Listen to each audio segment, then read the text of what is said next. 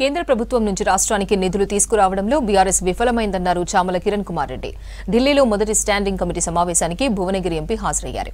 ప్రధానమంత్రి ఆవాస్ యోజన పథకం, Hyderabad metro rail విస్తరణ మరియు హైదరాబాద్లోని ట్రాఫిక్ సమస్యతో పాటు వరంగల్, కరీంనగర్ నగరాల సమస్యపై చర్చించారు.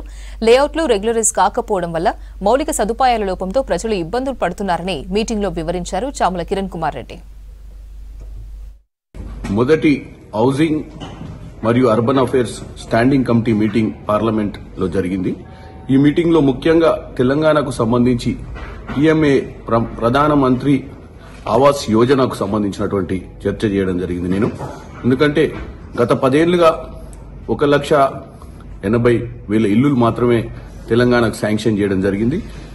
వేరే రాష్ట్రాలకు ఆంధ్రప్రదేశ్ లాంటి, ఉత్తరప్రదేశ్, మహారాష్ట్ర లాంటి రాష్ట్రాలకు 20 లక్షల నుంచి 15 లక్షల ఇళ్లు దాకా గత 10 ఏళ్ల నుంచి శాంక్షన్ చేయడం జరిగింది.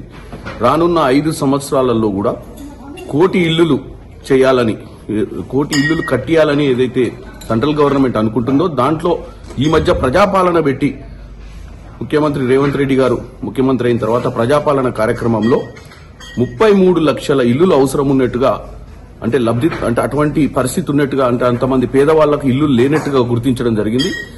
ఈ 5 ఏళ్లలో ఈ 33 లక్షల ఇల్లులు ఇవ్వాలని చెప్పి, అలాగే ఈ సంవత్సరం మొదటి సంవత్సరం 6 లక్షల ఇల్లులు కేటాయించాలని నేను హౌసింగ్ కమిటీ చైర్మన్ ని, మెంబర్లను కోరడం జరిగింది. సో ఈ మెట్రోను ఇమీడియట్ గా దానికి సంబంధించినటువంటి మీటింగులు పెట్టి ఇవి విస్తీర్ణ కార్యక్రమాలకు సహకరించాలని కోరుకున్నా.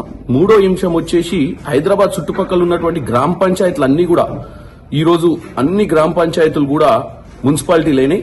ఇంతకుముందు రూరల్ ఉండేది గ్రామ పంచాయతీలు, ఇవన్నీ లేఅవుట్లు కూడా రెగ్యులరైజ్ కాలేదు. అప్పుడు ఈ లేఅవుట్లలో కూడా డ్రైనేజ్ సిస్టమ్ లేదు, కనెక్టివిటీ సిస్టమ్ లేదు. దీనికి భారీ బడ్జెట్ కేటాయించినట్టయితే వాళ్ళు అర్బనైజేషన్ అయినరు తప్ప వాళ్ళ స్థితిగతులు ఏం మారలేదు. ముఖ్యంగా ఇబ్రాహీంపట్నం నియోజకవర్గం ఏదైతే భువనగిరి పార్లమెంట్ లో ఉందో అలాగే అన్ని ఉన్నాయి హైదరాబాద్ చుట్టుపక్కల. ఎందుకంటే హౌసింగ్ కమిటీలో తెలంగాణ నుంచి నేను ఒక్కనే ఉండడం, సో అన్ని అంశాల మీద ఈ రోజు సుదీర్ఘ చర్చ జరిగింది. సో ఈ అంశాలన్నింటినీ కూడా సానుకూలంగా స్పందించారు చైర్మన్ గారు. వీలైనంత తొందరలో మినిస్ట్రీ తోటి కూడా ఒక ప్రజెంటేషన్ ఏర్పాటు చేసినప్పుడు నాకు అవకాశం ఇస్తానని చెప్పడం జరిగింది.